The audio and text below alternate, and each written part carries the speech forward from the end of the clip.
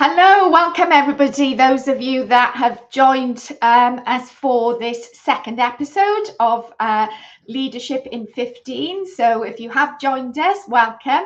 Do put a quick hello in the comments, because otherwise we won't see that you're here because it doesn't tell us. But if you are watching this on recording as well, we welcome any questions after the session as well. You can pop them into LinkedIn or just let us know your thoughts in terms of how you found the session as well if you're watching this on the recording. So as you can see, it's not just me. I'm not going to go into who I am, etc. Hopefully you know who I am. You're connected with me on LinkedIn, but it's more important for me to introduce my first guest on the Leadership in 15, actually, which is really exciting, which is one of my best connections that we've been following each other on LinkedIn for a number of years. So welcome on to this episode, Ryan. So thank you ever so much, Ryan, firstly, for giving up your time in the next 15 minutes or so. But would you like to sort of say a quick hello and intro to the audience? Yeah, thank you, Jackie, and hello everybody that's watching. I really appreciate having this time to speak with you, Jackie, and I think you're a big advocate of the subject that we're talking about. So to give that space as well, just a thank you to you before I start. So for those that don't know me, I'm Ryan Noakes. I'm one of the senior customer success managers at A&S, and I'm also an ED&I lead for our neurodiversity community. I was late diagnosed with ADHD only a few years ago as an adult, and that was actually through the great work that we do as a company in allowing our employees to have a really quick, easy, streamlined approach to that diagnosis process. So I think without A&S, I probably would never have got that. So I'm really passionate about this subject, and I really want to help others understand neurodiversity a bit more and how everybody can be a little bit more inclusive. Thank you ever so much, Ryan. And it's that passion that's come through in your posts on LinkedIn, etc., which brought us together in this live session today to talk about, as you quite rightly said, such an important topic that is relevant to every organisation. There isn't an organisation out there that this particular topic doesn't have an impact on when we're talking about equality, diversity and inclusion. And one of the key reasons, that I really wanted Ryan to talk about this subject is because I know this is something you could talk from the heart, Ryan, and your own experiences. And we don't always have that when I have guests. They may be able to talk about a topic that they are passionate about and know a lot about, but not necessarily it directly impacts them. And that's why it's so important to get it from your insights and from your experience, Ryan. So we've got, we're going to try our best to keep this to 15 minutes. So let's get sort of straight into the purpose of this session is for any leaders watching this live right now or on the recording to be able to go away with some specific steps and actions that they can put into place that will have a big impact on their team members. So what would you say is one of the initial steps that leaders should be focusing on to help to really get across that ED&I within their own team members? Yeah, and I think that's the thing. There's some, hopefully today I'll share some practical tips. I'm going to keep it very simple. And actually the first one is just start by listening. I think inclusion doesn't begin with policies or frameworks. It begins with conversations. Not everybody's experience in the workplace is the same, and the best leaders don't assume that they know what people need. They ask questions, they listen, they stay curious. And for us, I think sometimes just somebody asking what works best for you can open up a completely different conversation. So that would be first tip to start with. Absolutely agree. And that, listening is such an important skill, and it's when you ask those questions, it's about giving that person and your team member the time to really think about the answer to that question, to think about what they need without jumping in and filling the silence, which I've seen far too many leaders do in my career. They're not comfortable with the silence to give thinking time to somebody and then quickly jumping in, following up with another question or answering the question themselves. But yeah, really important, isn't it, to really get an insight and ask that question, or even, you know, as a leader, just asking, what can I do, you know, to best support, to get the best, you know, performance from yourself, to help you to be your best. What can I do to help and support that, isn't it? So and yeah, that's really sorry, I was just going to say that's really important, because that was one of the second things that I was going to talk about, which is that one size doesn't fit all.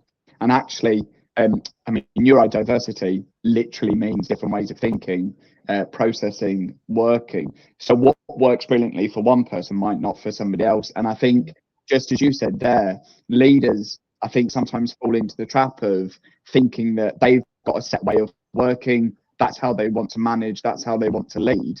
But great leaders understand that people are different, and they're willing to adapt their leadership style to that individual. And that might mean adjusting communication style, that might be how meetings are run or how information is shared. But those small adjustments can make a really big impact. Absolutely. And I'm just thinking of that from my own perspective when I'm delivering training. You know, no two groups are ever the same, you know, no learners are ever the same. So, you know, I try my best as well, you know, even before training, to sort of contact people, just get an understanding of what works for them, etc., what I can do in a training room to best support that learning experience. So you're absolutely right. You know, it isn't about just thinking, right, okay, I've had somebody in my team who's, you know, being neurodivergent, and that worked for them, also that must work for that person as well. You know, it's about recognizing those differences, isn't there? I mean, is there anything you can think of from your own experience, Ryan, what managers are put into place to help and support you within the working environment? Yeah, I mean, there's a couple that I wanted to get across. One is the support, and we've spoken about that a few times, but actually often leaders genuinely want to help, but they're worried about saying the wrong thing. So the best managers that I've had are not afraid to have those conversations. But also, for me, what's worked really well is understanding the impact of why I need that certain environment. So it's things like clearer instructions, or the way that meetings are scheduled in terms of respecting that routine. That could be flexible working, that could be quieter environments, and actually adapting. So if you're going to encourage people to come back to the office a little bit more, is that office space suitable for those people that might struggle with distractions and stuff? So what I've seen in my later career, especially with A&S, is that they've thought about every part of that business, from our customer experience, from the office, and how does that kind of work for everybody, so that we're not trying to single out the neurodiverse colleague, we're actually trying to make it a better experience. But the other thing as well for me, which is a huge thing, is that safety that we feel. For a long time, myself included, and I know a lot of my fellow ADHDers, felt like we had to mask ourselves when we were at work. We had to hide our struggles, pretend that everything's fine. But when leaders create that environment where people feel safe to say that I'm really struggling with this, or this is how I work best, and that's when people really start to thrive. And when people start feeling comfortable being themselves, they're able to be fully creative, they've got energy, and they can bring themselves to work. And I think A&S hits that right on the mark, in terms of one of our core values that we live and breathe is be you. And we honestly allow anybody to be their authentic selves, regardless of neurodiversity or not.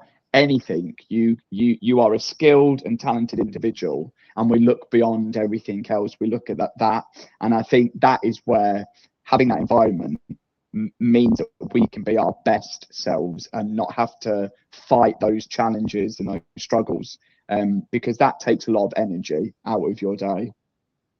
Yeah, absolutely. I think you've mentioned some really important things there. And you mentioned about, you know, people, you know, when they go into the office environment, and there's more and more companies that are trying to get that transition where people have been comfortable working from home and now, changing their policies. Right, we want you back in the office, whether that's full time, whether that's more days a week, and that's why it's so important, isn't it? It's not just a case of, right, let's get everybody back in the office environment. No. It's about what's going to work for each person.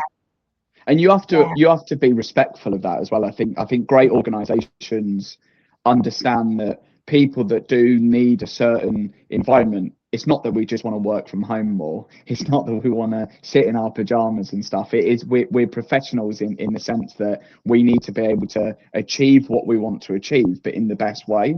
And I think when organizations are moving that workforce back into the office, they need to understand about the distractions. How are you going to create safe space and quiet space?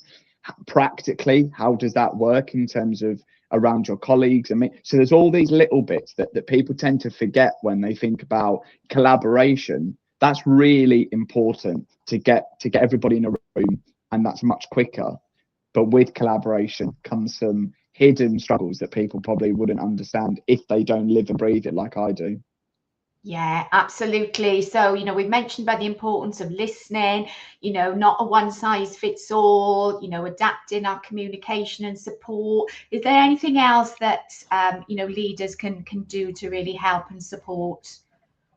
Yeah, I think one of my other big passions in this topic is making people really understand and recognize the strengths that neurodiversity can bring. I think too often, Jackie, the conversation focuses on the challenges that a neurodiverse person might have, but actually those individuals often bring incredible strengths to the teams, creativity, problem solving, different ways of working and thinking, a fresh perspective. And I think the best leaders, they don't just accommodate difference, which is what we've kind of briefly spoken about.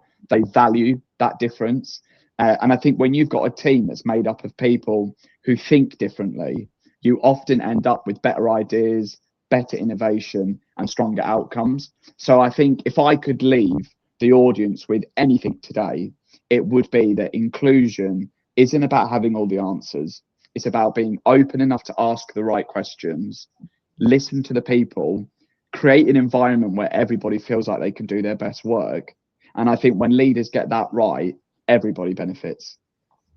Yeah, and that, celebrating and recognizing, the strengths of people, because I think for anybody, so, it's not easy to open up and say, look, I'm struggling here, or that doesn't work for me, because I think most of us think, oh, it'll come across as a weakness in some way.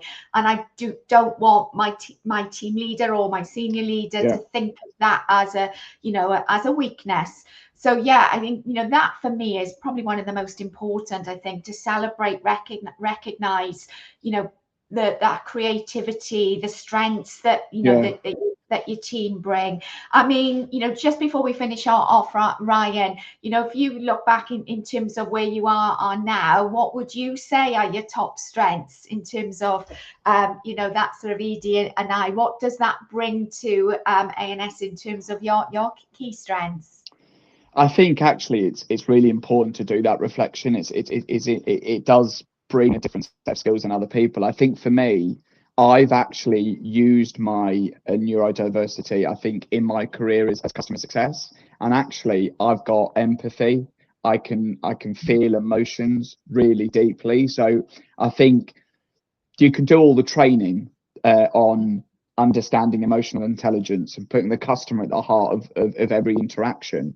But I feel their pain. So when there's a frustration, when there's an escalation, when there's an issue, I can put myself in their shoes and I can feel that because I'm quite in touch with my emotions and stuff. But I'm also very organized. I'm very structured. I'm very routined. And that brings a lot of stuff to the customer that they perhaps might not get from other people, because I'm very detailed oriented. I'm quite specific with my instructions. And that, I think, is a better level of service. So actually using it in a professional sense has been really something that I've been kind of doing over the last couple of years now, and actually working on my challenges, but then highlighting my strengths and how I can bring that to the customer. Brilliant. And as you said earlier, and I've certainly got a strong sense from, when I've been reading your post, just how, well within the organisation that you work for, just how they support and really bring out those strengths for you. If anybody watching this right now or on the recording wants to learn a little bit more about, Edie and I, and from your perspective, Ryan, what's the best way that people can get in touch with you? Connect with me on LinkedIn. I'm very open. I'm an open book, as you probably got from this talk. I'll happily talk about this subject that I'm really passionate about. But I think understanding people's perspectives. So if you need to hear from somebody with lived experience, drop a connection. I'll have a chat. We'll get a coffee, and I'll kind of let you into that world and stuff. And I'm always open for those conversations. Thank you ever so much, Ryan. And I would say absolutely, if you're not following Ryan right now, go and do so, because very inspirational posts, but very open and honest posts as well. So you will learn a lot by following Ryan on LinkedIn, as I say, as I've been doing for many years. Thank you ever so much, Ryan, for giving up your time. I know this is probably on lunch break that you're on right now, but really, appreciate you having a chat with me. Some very useful tips that leaders can put into place within their organisation. And they are simple, but they're really effective. And as you quite rightly said, it starts with listening and not making those assumptions, and really having those open and honest conversations. And it's going to benefit everybody. That's the other thing, isn't it? These simple tips, better communication, being more concise, instructions, all of that actually is just going to make you a better leader all round and stuff. And thank you for giving me a spotlight for sharing some of those tips. You're very welcome, Ryan. It's been an absolute pleasure. And if you have been joining us today, do let us know your thoughts, in terms of, you'll find the recording on the Turner Corner Learning Solutions LinkedIn company page. And I'll also be sharing it on my YouTube channel later as well. So I will post up later with the link if you want to check it out on YouTube. But whatever you're up to for the rest of the afternoon, Ryan, hope you have a fantastic one. And thank you so much again for joining me. Thanks, Jackie. Thank you. You're very welcome. And for those of you that are following me, look out for the next Leadership in 15 in the next couple of weeks. See you again soon. Bye, everybody.